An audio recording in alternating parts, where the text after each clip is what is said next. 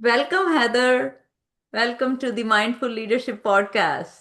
Thank you. Thank you so much for inviting me. Yeah, so before we dive in, what is alive in you today? What's been stirring in your world? Today has been really exciting, actually. One of the highlights has been attending an SCT training, which stands for System-Centered Theory, and is a really amazing tool for helping people to manage conflict. Hmm. I'm intrigued. Maybe that's another episode at a later time because I was just going to go right in. What's system-centered training and how does it handle conflict? But let's get back to, what we are here to talk about. And I'll first start with the book. You have co-authored a book. It's got a bold title, Life of Libby, Chasing Peace and Justice with Humor, Guts and Passion. What inspired this book? Well, the short answer is Libby Frank inspired this book. Libby was a lifelong peace and justice activist. I met her when I was about 25 years old, and she was about 75 years old. Hmm. And I knew her for many years, and she told me so many stories about all of the things that she had done in her work. And one day I just thought, someone needs to write this woman's story because it's amazing. It's so interesting. And I wanted to understand how all the dots connected. How did she do this work? How did she know what to do? And what did she accomplish? So I approached her about writing her story with her. And that's what we did together for the next 10 years. Wow, wow, that is fascinating. So, what did you learn in this process? The most learning that happened was really at the very end of the process. Hmm. During the process, I learned all of Libby's stories and I learned how they all connected and kind of what led to her leading her life the way she did.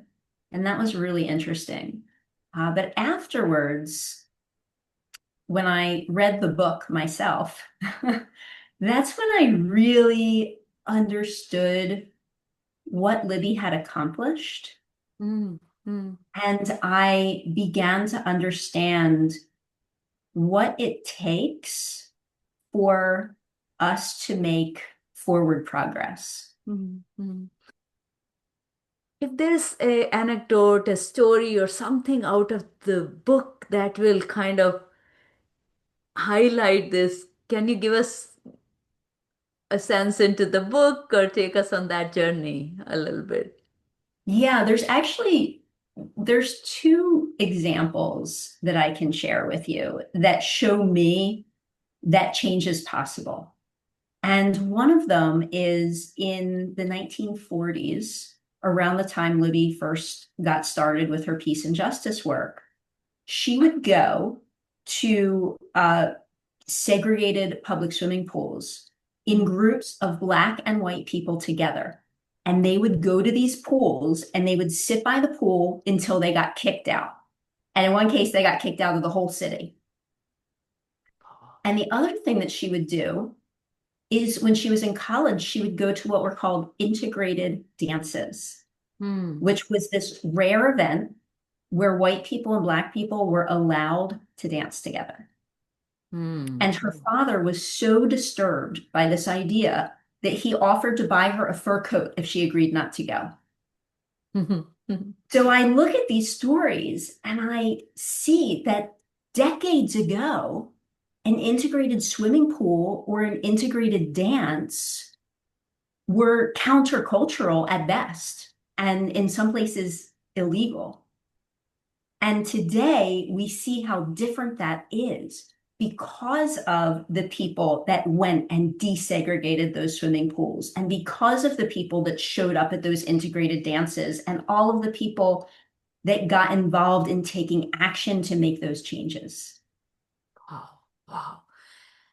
So this clearly helped you find your message, isn't it? This book. I can see the passion in your voice, and I can see you. I mean, I can hear you. Um, and I think you got motivated to bring this message out even through your keynote speeches. Um, can you give us a key idea of how you want to take it forward? This what you have discovered, that change is possible, and how these big changes have happened in a short amount of time. Yeah. Yeah, I have a couple main messages that I bring into the keynote. And one of them is the importance of allies. Because if we think about ourselves as one person, we might feel like, well, what can I do as one person to address these like major societal issues? But it takes one person over and over and over, many, many, many individuals to build a movement and to create change. And so I really focus on how to make that happen and how to find your allies and grow your allies and collaborate. Um, and then the other side of the coin is our adversaries. Mm, mm, And many times it feels like we're in this battle against the people who disagree with us. So we need to get more people than they have, that we need to get more power than they have. But we spend so much energy fighting. mm, And what I realized was we have more in common than we realize. And in order to discover what those commonalities are, and in order to build broader coalitions, we actually need to talk to our adversaries. We need to talk about our differences in order to find what we have in common. mm, mm, mm. So this idea of, I mean, allies, we've always, you go to a workplace and you say, okay, you need to build allies. You have people support you even when you're going to ask for a promotion. Let others show your worth to the broader, broader teams. But this concept of adversaries, bringing them along. It seems like, we don't do that very well. Culturally, we are defensive about you coming in my way. I'm going to shut you out. We don't need to listen to you. I should be doing this work because I must do it. But why create this noise come in? It seems like a noise. Why do we need them along our side? We need adversaries for two really important reasons. And one reason is kind of self-serving, Hmm. which is we need a broader base of support, right? So we can have adversaries can be an obstacle or they can become part of the solution with us. And so by talking to adversaries, by finding commonalities, by finding common understanding, we can develop new, innovative solutions that achieve goals that benefit everyone. Hmm. Hmm. The other really important reason for having adversaries or for communicating with our adversaries is a lot of times the people that disagree with us, it is because they have had different experiences than us. They Hmm. have seen the world differently from us.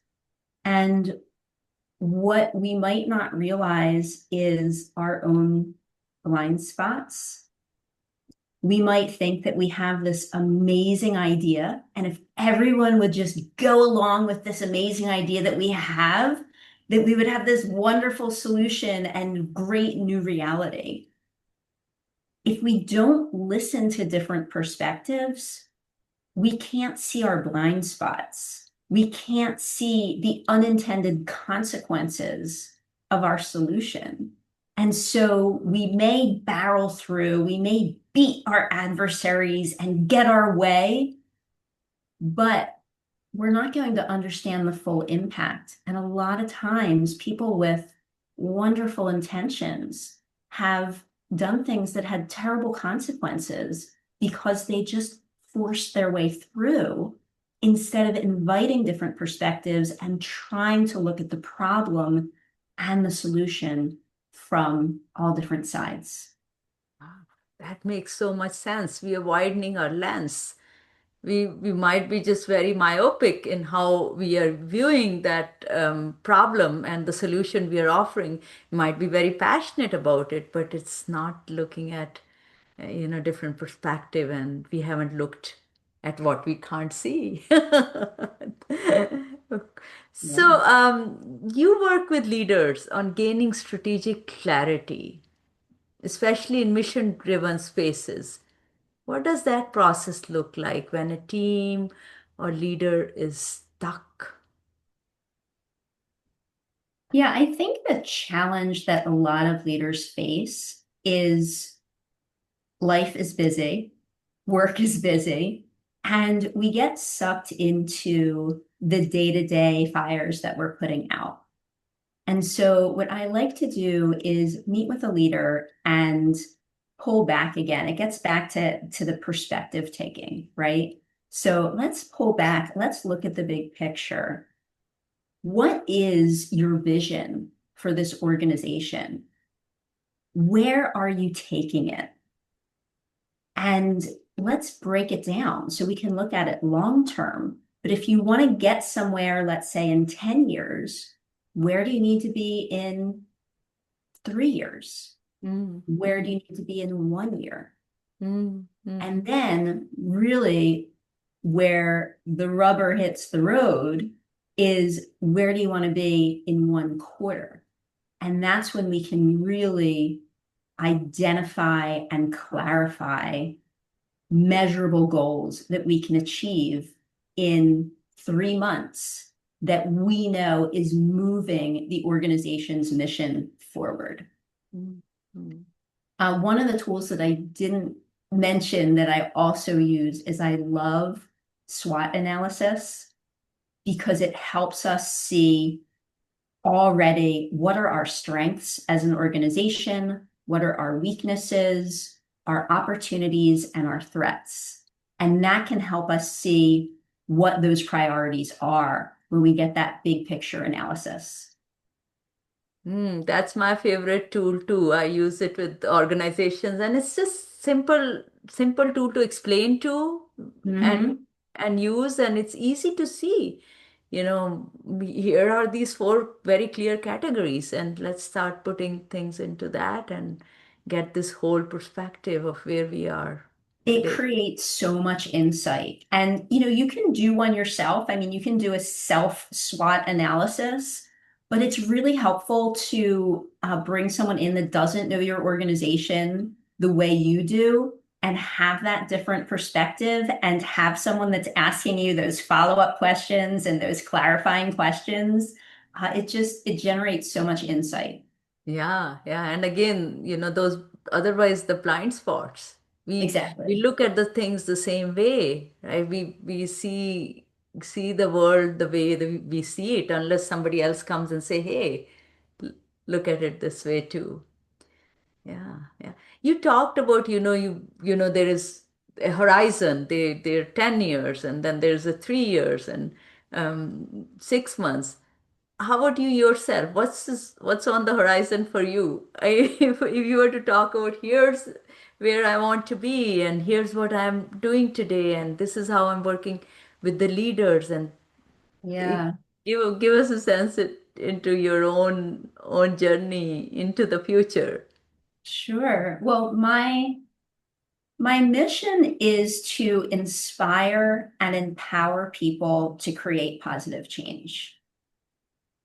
And the way I see myself doing that is in two ways. One of them we talked about is working with leaders of mission-driven organizations and helping them really make progress towards their goals. And they can do that through this, process of looking at their vision and mission, clarifying those goals, coming up with those bite-sized goals that they can really achieve on a quarterly basis.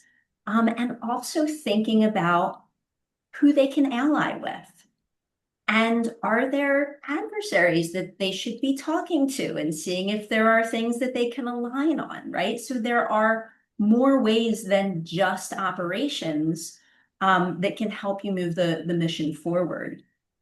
My other my other vision is inspiring and empowering people through speaking.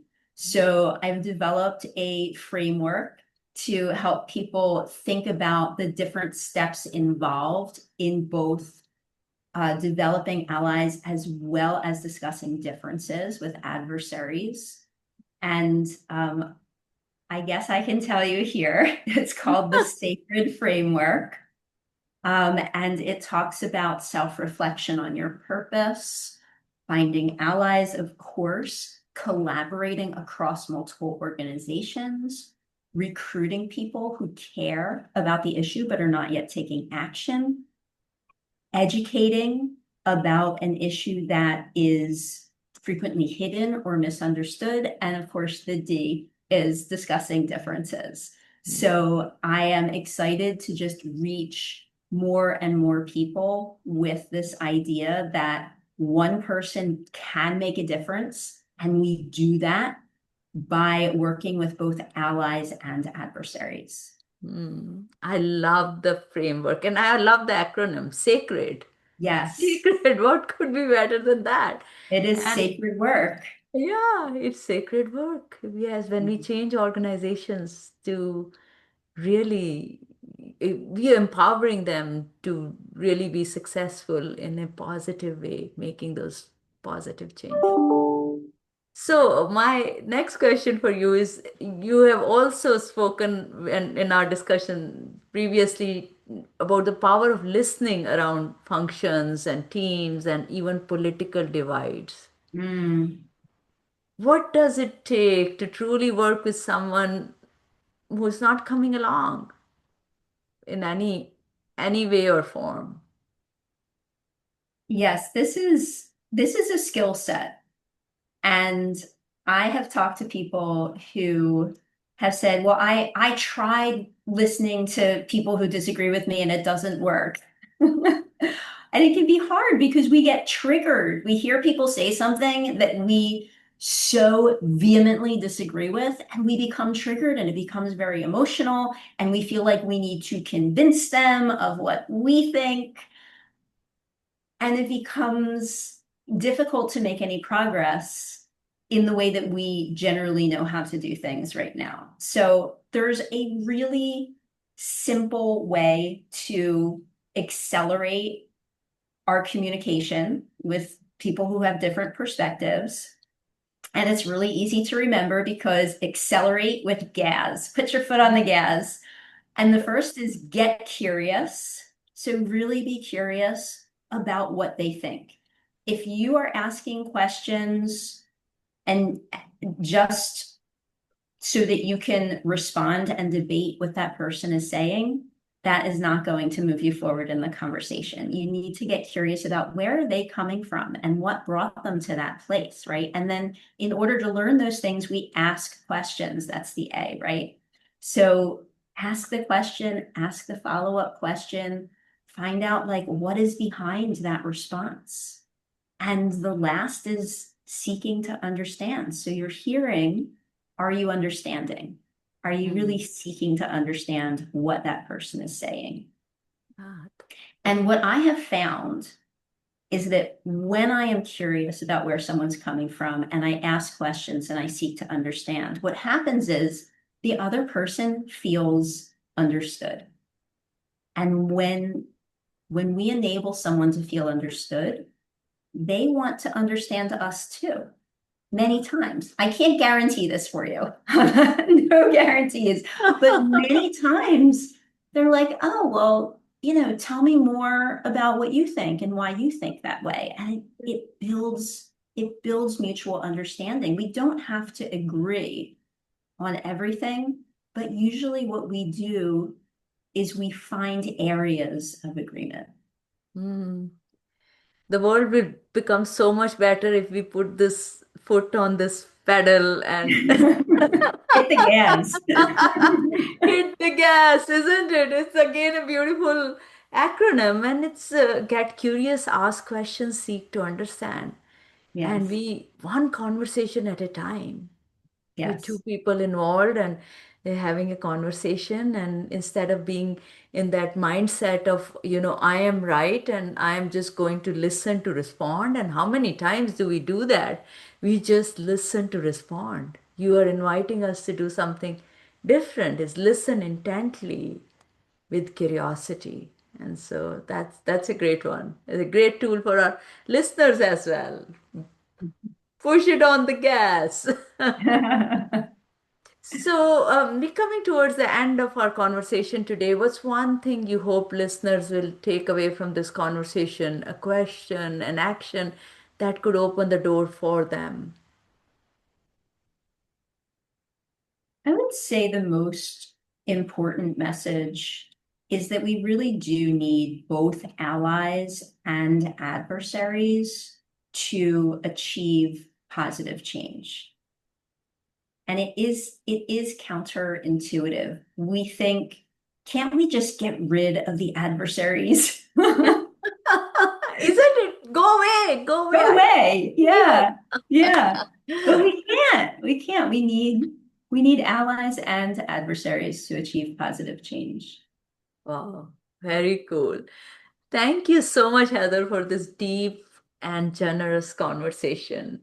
You reminded us that the change doesn't come from louder shouting, it comes from deeper listening. You reminded us that we need both allies, but also the forces that we are up against, and they have something really important to tell us.